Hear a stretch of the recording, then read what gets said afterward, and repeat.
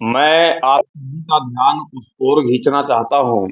जब live sessions के दौरान लाइव मार्केट पे हमने आप सभी को दिखाया कि देखो ये जो हमने एसएल रखा है, ये एसएल कोई बहुत बड़ी पॉइंट की नहीं है, सिर्फ एसएल जो है 3 पॉइंट की मैं यहाँ पर रख रहा हूँ। लास्ट एसएल क्या दिखाया था? 3 पॉइंट की। और आप देखना कि ये 3 पॉइंट की एसएल को भी निफ्टी यहाँ पर टच नहीं कर पाएगी और यहीं से मार्केट के ऊपर में जो तेजी दिख रही है, यह तेजी कंटिन्यू आप सभी को दिखाई देगी। यदि एसएल को हिट कर जाती है निफ्टी, तो हमारा जो एसएल है ये इतना स्ट्रोंग होता है कि वो डायरेक्ट जो है पूरी पोजीशंस को ही पलट जाती है। मतलब कि कॉल की पोजीशंस यदि बनी हुई है और हमने केवल 3 पॉइंट का एसएल रखा है और एसएल हिट नहीं करती है, तो कॉल की रणनीति तो कंटिन्यू बरकरार रहेगी। लेकिन यदि एसएल को हिट कर जाती है तो वही कॉल की पोजीशंस पूरी तरीके से पलट जाती है और कॉल को अवॉइड करके हम पुट की तरफ चले जाते हैं, मार्केट के ऊपर में गिरावट लौट आती है। अब ये जो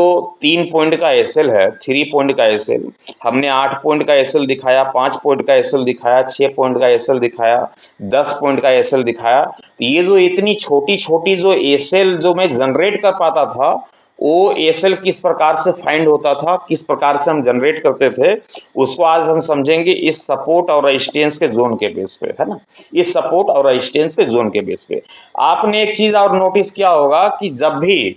मैं आप सभी को ये एसएल देता था, इस स्टॉप लॉस का जब चर्चा करता था, तो आप सभी को मैं बराबर बताता था कि देखो यदि ये स्टॉप लॉस दिख रही है, ये क्या है, ये हमारा यदि एसएल है, तो मार्केट यदि एसएल को यहाँ पर हिट कर जाती है, लेकिन कैंडल की क्लोजिंग यदि इसके निचले स्तर पे नहीं होते हुए दिखाई देती है, तो आप समझ जाना कि वो एसएल हिट नहीं है, उस एसएल को हम सेफ मानते थे। मतलब कि यदि मार्केट यहां तक आ गई, लेकिन मार्केट यहां तक आई, लेकिन यहां तक आने के बाद जब मार्केट की जब क्लोजिंग हो गई, वो कैंडल की क्लोजिंग कुछ इस प्रकार से, मतलब कि हमारे एसएल के ऊपरी स्तर पे जाकर के कैंडल की क्लोजिंग होती थी, उस एसएल को हिट नहीं मानते थे। उसकी भी कहानी यहाँ पर आप सभी को यहाँ पर दिखाने वाला हूँ। यहाँ पर गौर कीजिएगा कि मैं आप सभी को जो यहाँ पर बताने वाला हूँ, बहुत ही ध्यानपूर्वक से समझने की कोशिश कीजिएगा, है ना।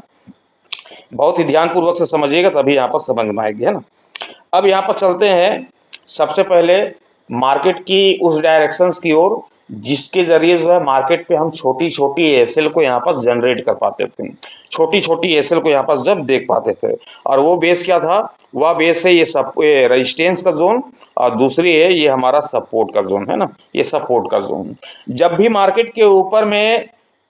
करेक्शंस या तेजी लौटते हुए दिखाई देती है, तो जाहिर सी बात क्या होता है कि मार्केट में जब गिरावट आ रही है तो वो अपने सपोर्ट के जोन के करीब जाती है, तो हमारा जो है एसएल काफी छोटा हो जाता है। जैसे कि आप इस कैंडल को यहाँ पर आप गौर करेंगे, जो कि यहाँ पर आपको दिख रही होगी कि तकरीबन तकरीबन यहाँ पर आप देखें तो यहाँ पर आपको दिखाई दे रही होगी कि ये जो ग्रीन कलर की कैंडल दिख रही है, इस ग्रीन कलर की कैंडल को आप देखेंगे तो पूरी जो सपोर्ट की जोन है उसको तोड़ चुका था, है ना। सपोर्ट की जोन को क्या किया था? तोड़ दिया था। अब सपोर्ट के जोन को तो तोड़ा, लेकिन क्या कैंडल की क्लोजिंग सपोर्ट के जोन के निचले स्तर पे होते हुए दिखाई दी थी या नहीं? तो यहाँ पर आप देख पा रहे होंगे कि कैंडल की जो क्लोजिंग है कुछ इस आसपास में यहाँ पर होते हुए दिखाई दे रही है। मतलब कि सपोर्ट के जोन को तो तोड़ा, लेकिन कैंडल जो है सपोर्ट के जोन के निचले स्तर पे क्लोज नहीं हो पाया, इसलिए मार्केट के ऊपर में यहां से वापस से तेजी लौटी और रेजिस्टेंस के जोन के करीब फिर से जाता हुआ दिखाई दिया, तेजी लौटते हुए दिखाई दी। यदि इसी कैंडल की क्लोजिंग इस सपोर्ट के जोन के निचले स्तर पे हो जाती, तो मार्केट के ऊपर में यहीं से गिरावट जारी हो जाती, यहीं से करेक्शंस का माहौल गहराता, यहीं से मार्केट के ऊपर में सेल की रणनीति बनती, पुट की रणनीति बनती, मार्केट के ऊपर में गिरावट की अपेक्षा होती।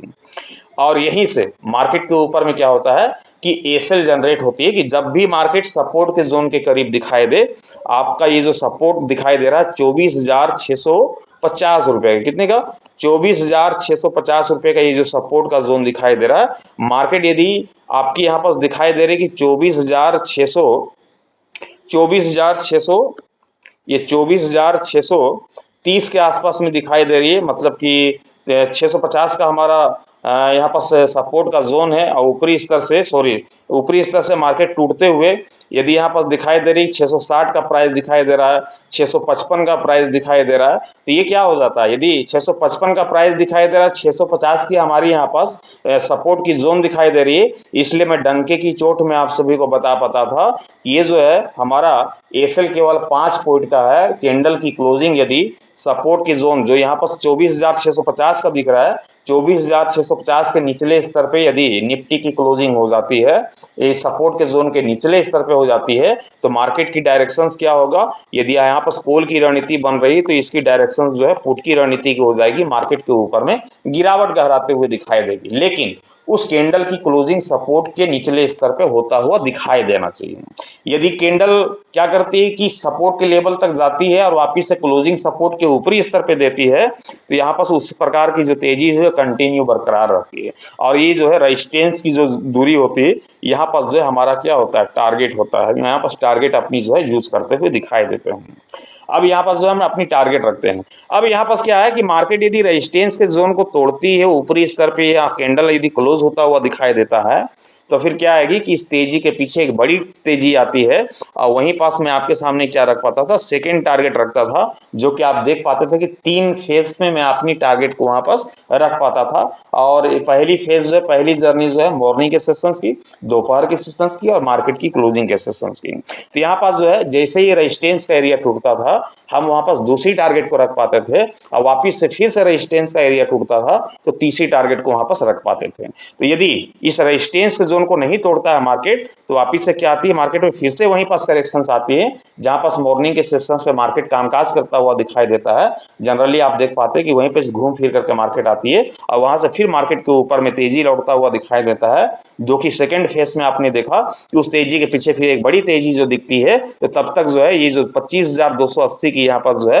रेजिस्टेंस की जोन दिख रही है, इस रेजिस्टेंस की जोन को तोड़ देती है, कैंडल की क्लोजिंग हो जाती है, तो उस तेजी के पीछे हम और तेजी देख पाते हैं, और हमारी सेकंड टारगेट भी यहाँ पर अचीव होते हुए दिखाई देती थी मार्केट के ऊपर में। तो यहाँ पर सपोर्ट और रेजिस्टेंस का जो जोन है, ये काफी इंपॉर्टेंट रोल जो है मार्केट के ऊपर में निभाती है, और इस सपोर्ट और रेजिस्टेंस के जोन के बेस पे ही हमारा क्या निकलता है, एसएल निकलता है, और उस स्टॉप लॉस के जरिए जो है मार्केट के ऊपर मैं आप सभी के समझ केवल 3 पॉइंट का एसएल, 5 पॉइंट का एसएल, 8 पॉइंट का एसएल, 10 पॉइंट का एसएल, 20 पॉइंट का एसएल, 25 पॉइंट का एसएल जो मैं रख पाता था, बेशक इस सपोर्ट और रेजिस्टेंस के बेस पे जो है मैं उस लेवल को जो है यूज करते हुए आपके सामने उस एसएल को वापस बता पाता था कि देखो इतनी छोटी सी एसएल रख रहा हूं, मार्केट में यदि कैपेसिटी होगी तो ये हमारे एसएल को हिट करेगा, तो हम अपनी पोजीशन को क्या करेंगे, गलत मतलब अपोजिट डायरेक्शन से भी पलटेंगे। कॉल की रणनीति है तो फिर पुट में जाएंगे, और पुट की रणनीति है तो कॉल में जाएंगे। तो ये डायरेक्शंस को पलटने का काम करता है। क्या करता है, डायरेक्शन से पलट जाएगा।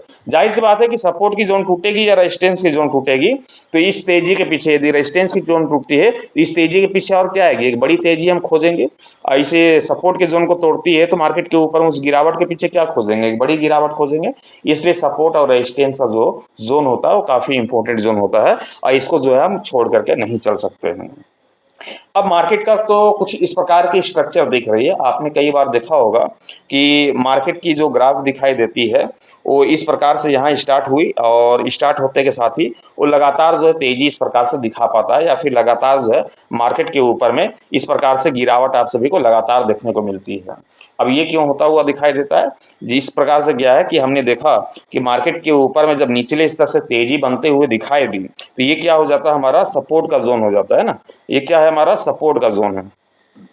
अब जैसे ही यहाँ पास क्या है कि सपोर्ट के जोन को यहाँ पास मार्केट तोड़ती है, यहाँ पास जो है मार्केट निकलता हुआ दिखाई देता है, कैंडल की क्लोजिंग होते हुए दिखाई देती है, तो यहाँ पास क्या बन जाती है, मार्केट के ऊपर में एंट्री बनता हुआ दिखाई देता है। यहाँ पास जो है हम एंट्री ले पाते हैं मार्केट के ऊपर में, और यहीं से एंट्री बनती है, तो जो हमारा पहला टारगेट होता है वो यहाँ से इस प्रकार गई रेजिस्टेंस के जोन पे। तो यहाँ पास हमने क्या बताया आप सभी को कि प्रॉफिट बुकिंग जो होती है, मतलब कि प्रॉफिट कब बुक करना है, उसके लिए हमने आप सभी को बताया था कि जब भी इस प्रकार से 4 कैंडल दिखाई दे, आप वहां पर समझ जाओ कि मार्केट समय जब व्यतीत कर रही है तो आपको संदेश दे रही है कि वहां पर जो है आप प्रॉफिट बुक कर सकते हैं। और नहीं तो सेकेंड फेज के लिए जो है उसको क्या करना पड़ेगा कि रेजिस्टेंस के जोन को तोड़ना होगा। रेजिस्टेंस के जोन को तोड़ के जब निकलेगी तो फिर मार्केट के ऊपर में उस तेजी के पीछे और तेजी लौटेगी। तो जब ये यहाँ पास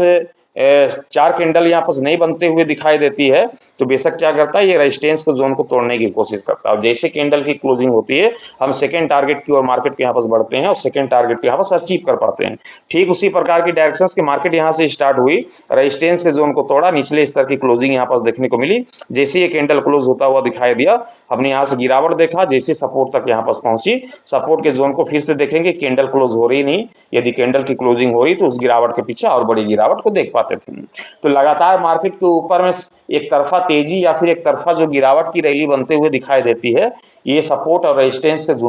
तोड़ने के साथ ही मार्केट के ऊपर में ये जो स्ट्रक्चर है ये तैयार होता हुआ दिखाई देता है। ग्राफ जो उस प्रकार से यहाँ पर बनते हुए दिखाई देती है।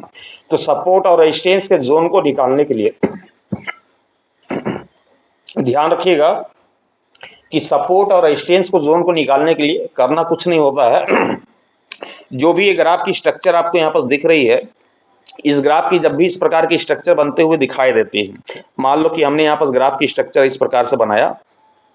तो ये जो हमारी जो इक्वल रेंज पे जो दिखाई देती है, ये हमारा क्या हो जाता है, रेजिस्टेंस का जोन हो जाता है। इसको आप ध्यान में रखना कि 5 मिनट के ग्राफ के ऊपर में हम यहाँ पर से सपोर्ट और रेजिस्टेंस के जोन को नहीं खोज सकते, ध्यान रखिएगा। कम से कम 15 मिनट की चार्ट होनी चाहिए, और यदि अच्छी सपोर्ट यदि खोजनी है तो आप चले जाओ 30 मिनट के चार्ट के ऊपर में, और लॉन्ग टर्म के नज़रिए से आपको देखना है तो आप चले जाओ वहाँ पर 1 डे के चार्ट के ऊपर में। यदि लॉन्ग टर्म के नज़रिए से, मंथली एक्सपायरी के नज़रिए से देखना है या 15 डे के नज़रिए से देखना है, उसके लिए 1 डे के ग्राफ को आपको ओपन करना होगा। और यदि इंट्रा डे के लिहाज से आपको मार्केट के ऊपर में सपोर्ट रेजिस्टेंस खोजना है तो आप 15 मिनट और 30 मिनट के चार्ट को भी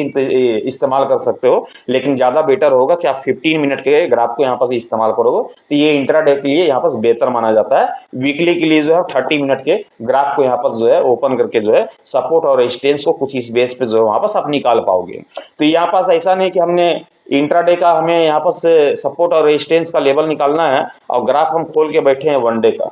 है ना। यदि हमें खोजना है मंथली एक्सपायरी का या 15 डे के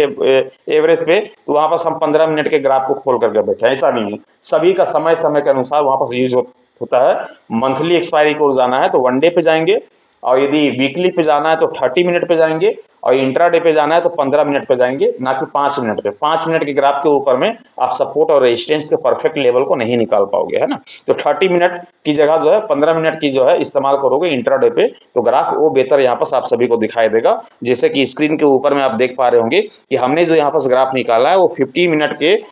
टाइम फ्रेम पे जो है यहाँ पर हमने ग्राफ को निकाला है, और 15 मिनट के टाइम फ्रेम पे ये जो ग्राफ दिख रही है बिल्कुल सटीक निकलते हुए दिखाई देती है, सपोर्ट और रेजिस्टेंस का जोन। और इंट्राडे का जो ट्रेड होता है वो बेस्ट यहाँ पर माना जाता है। अब ग्राफ के ऊपर में जिस प्रकार से आपने देखा कि ये जो स्ट्रक्चर मार्केट की जो दिखाई दे रही है, सपोर्ट और रेजिस्टेंस के बेस पे घूमते हुए दिखाई दे रही है। अब यहाँ पर जो है मार्केट जो है रेजिस्टेंस के जोन को तोड़ने की तैयारी कर रही है। तो कुछ इस प्रकार से, ऐसा नहीं कि मॉर्निंग के सेशन पे मार्केट हुई स्टार्ट और रेजिस्टेंस के जोन को तोड़ा, मार्केट निकल गई ऊपरी स्तर, ऐसा नहीं होता है। वो क्या करता है, अपना समय व्यतीत करता है सपोर्ट और रेजिस्टेंस के बेस पे इस प्रकार से घूमते हुए। और जब मार्केट का जब 2 बजे का समय हो जाता है तो 2 बजे के आसपास में जो है फाइनली जब मार्केट पे तेजी लानी है तो ये रेजिस्टेंस के जोन को तोड़ता है और ऊपरी स्तर पे मार्केट इस प्रकार से निकलते हुए दिखाई देती है। आपने अक्सर देखा कि लास्ट समय पे मार्केट के ऊपर में जब तेजी लौटती तो उस तेजी के पीछे एक बड़ी तेजी जो है लौटते हुए दिखाई देती है। तो यही रेजिस्टेंस एरिया को तोड़ने के बाद मार्केट के ऊपर में जबरदस्त तेजी लौटता हुआ दिखाई देता है। और ठीक उसी प्रकार से गिरावट के ऊपर में भी जब इस प्रकार से ग्राफ बनती है तो बेशक यहाँ पास क्या होगा कि ये डायरेक्टली जो इस प्रकार से ग्राफ बनने के बाद ये नीचे की ओर आएगा और रेजिस्टेंस की सपोर्ट के जोन को तोड़ने की कोशिश करेगा, और सपोर्ट के जोन तोड़ेगी तो उस गिरावट के पीछे एक बड़ी गिरावट दिखती है। तो ये कहानी जो है 2 बजे के बाद स्टार्ट होती है ना, 2 बजे के बाद। यदि न्यूज के बेसिस पे तो जल्दी भी हो जाती है, और नीच के बेसिस पर नहीं, नॉर्मल डे है तो लगभग 1:30 बजे के आसपास में जो है ये रेजिस्टेंस के जोन को तोड़ करके जो है मार्केट जो उस एरिया पे जो है उस टारगेट की ओर जो है मार्केट पहुंचता हुआ दिखाई देता है। तो ये सपोर्ट और रेजिस्टेंस के बेस पे हमने बताया कि मार्केट की स्ट्रक्चर क्या होगी, कौन से टाइम फ्रेम ग्राफ के ऊपर में जो है सूट होगा, और इंट्राडे के लिए कौन सा बेहतर यहाँ पर दिखाई देती है। हमने पूरी कहानी को यहाँ पर समझाने की कोशिश की है। वैसे हमारा काम सिखाने का नहीं है, लेकिन प्रयास यही कर रहा हूँ कि हर रोज कुछ ना कुछ आप सभी को सिखाता चलूँ जो हमने सीखा अब तक मार्केट से। तो हमारे जो काम थी वो काम अब चेंज हो गया है, सिखाने का काम हमारा नहीं, लेकिन डेली प्रैक्टिस की बात जो है हम और भी बेहतर तरीके से आप सभी को एक्सप्लेन करने की कोशिश करेंगे। मैं आशा करता हूँ चैनल पर नए होंगे तो चैनल को सब्सक्राइब करके साथ ही बेल आइकन को प्रेस कर दीजिएगा, ताकि आने वाले हर एक वीडियो की नोटिफिकेशन सबसे पहले आप सभी को मिलता रहे। Thank you, bye bye.